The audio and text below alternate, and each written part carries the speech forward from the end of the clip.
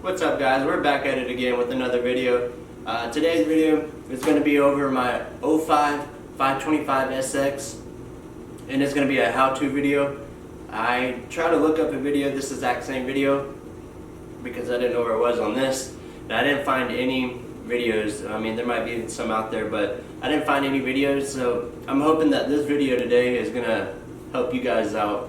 And I'm going to be showing you how to locate your drain plug for your coolant if you're trying to flush out your radiators and put some new fluid in there.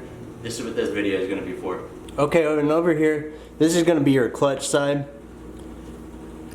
Down below this radiator hose, this little bracket, once you move it out of the way, there's going to be a drain plug right here. And you're going to need an 8mm to get that. And you just pop it off. It's going to start flowing out, so make sure you get your drain bucket or whatever. If not, you're going to have a big mess everywhere. And just let it all flow out until you see there's no more radiator fluid.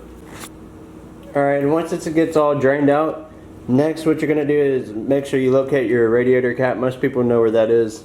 It's on top of the radiators, right by the gas tank.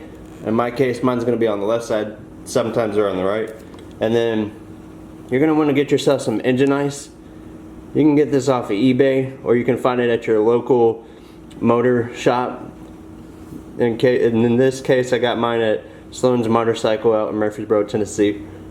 But we're going to be putting that in there today.